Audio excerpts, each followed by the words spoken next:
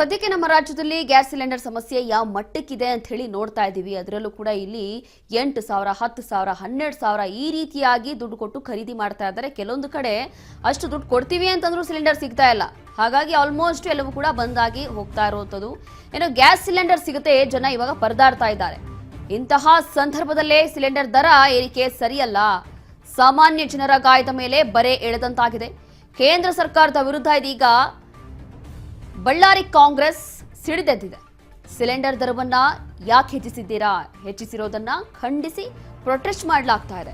ಬಳ್ಳಾರಿಯ ರಾಯಲ್ ವೃತ್ತದಲ್ಲಿ ಕಟ್ಟಿಗೆ ಮೇಲೆ ಟೀ ಮಾಡಿ ಆಕ್ರೋಶವನ್ನು ಹೊರಹಾಕ್ತಿದ್ದಾರೆ. ಕಮರ್ಷಿಯಲ್ ಸಿಲಿಂಡರ್ ಕೊರತೆ ನೀಗಿಸುವಲ್ಲಿ ಕೇಂದ್ರ ಸರ್ಕಾರ ವಿಫಲ ಆಗಿದೆ ಅಂತ ಹೇಳಿ ಕಿಡಿಕಾರ್ತಿದ್ದಾರೆ. ಕೇಂದ್ರದ ನಿಲುವಿನಿಂದ ಜನಸಾಮಾನ್ಯರು ಪರದಾಡ್ತಿದ್ದಾರೆ ಅಂತ ಹೇಳಿ ಆಕ್ರೋಶ ವ್ಯಕ್ತ ಆಗ್ತಾ ಇದೆ. ಇನ್ನು ಒಲೆ ಮೇಲೆ ಮಾಡಿರುವಂತಹ ಟೀಯನ್ನ ಜನರಿಗೆ ಹಂಚುವ ಮೂಲಕ ಇಲ್ಲಿ ವ್ಯಂಗ್ಯವಾಡಿದ್ದಾರೆ.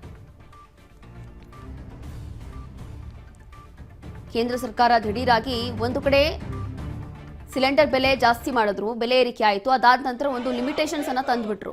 ಅಂದ್ರೆ ಈಗ ಒಂದು ಮನೆಗೆ ಅಥವಾ ಒಂದು ಹೋಟೆಲ್ಗೆ ಇಷ್ಟೇ ಸಿಲಿಂಡರ್ಗಳು ಬುಕ್ ಆಗ್ಬಹುದು, ಇಷ್ಟೇ ಅವ್ರಿಗೆ ಡಿಸ್ಟ್ರಿಬ್ಯೂಷನ್ ಆಗ್ಬಹುದು ಅಂತೇಳಿ. ಸುಮ್ಮನೆ ಸ್ಟಾಕ್ ಇಟ್ಕೊಳ್ಳೋಣ, ಸುಮ್ಮನೆ ಆಮೇಲೆ ಮುಂದೆ ಹೋಗಿ ನಮಗೆ ಸಿಗುತ್ತೋ ಇಲ್ವೋ ಅಂತೇಳಿ ಆ ರೀತಿಯಾಗಿ ತೊಗೊಳಕ್ಕಾಗೋದಿಲ್ಲ. ಹಾಗಾಗಿ ಒಂದು ಲಿಮಿಟೇಷನ್ಸ್ ಬಂತು. ಅದಾದ ನಂತರ ಬೆಲೆ ಏರಿಕೆ ಕೂಡ ಆಯಿತು. ಹಾಗಾಗಿ ಇದೀಗ ಈ ರೀತಿಯಾಗಿ ಕಾಂಗ್ರೆಸ್ ಕಾರ್ಯಕರ್ತರು ಕೇಂದ್ರ ಸರ್ಕಾರದ ವಿರುದ್ಧ ಘೋಷಣೆಗಳನ್ನು ಕೂಗಿ ಪ್ರೊಟೆಸ್ಟ್ ಮಾಡ್ತಿದ್ದಾರೆ. ದೃಶ್ಯಗಳಲ್ಲಿ ಗಮನಿಸಬಹುದು. ಕಮರ್ಷಿಯಲ್ ಸಿಲಿಂಡರ್ ಸಮಸ್ಯೆ ಯಾವಾಗ ಸರಿ ಹೋಗುತ್ತೆ? ಕಮರ್ಷಿಯಲ್ ಸಿಲಿಂಡರ್ ಅಂತೂ ಈಗ ಒಳ್ಳೆ ಚಿನ್ನ ಕೇಳೋ ಹಾಗೆ ಆಗ್ಬಿಟ್ಟಿದೆ. ಅಷ್ಟೇ ದುಡ್ಡು ಕೊಡ್ತೀವಿ ಅಂತಂದ್ರೂ ಕಮರ್ಷಿಯಲ್ ಸಿಲಿಂಡರ್ ಸದ್ಯಕ್ಕೆ ಸಿಗ್ತಾ ಇಲ್ಲ. ಹಾಗಾಗಿ ಈ ಸಮಸ್ಯೆಗಳನ್ನು ಯಾವಾಗ ಬಗೆಹರಿಸ್ತೀರಿ ಅಂತ ಹೇಳಿ ಕೇಂದ್ರ ಸರ್ಕಾರದ ವಿರುದ್ಧ ಇದೀಗ ಕಾಂಗ್ರೆಸ್ ನಾಯಕರು ಈ ರೀತಿಯಾಗಿ ಆಕ್ರೋಶ ಹೊರಹಾಕಿದ್ದಾರೆ. ಬಳ್ಳಾರಿಯಲ್ಲಿ ನಡೆದಿರುವಂತಹ ಪ್ರೊಟೆಸ್ಟ್ ಇದು. ಬಿಜೆಪಿ ಸರ್ಕಾರಕ್ಕೆ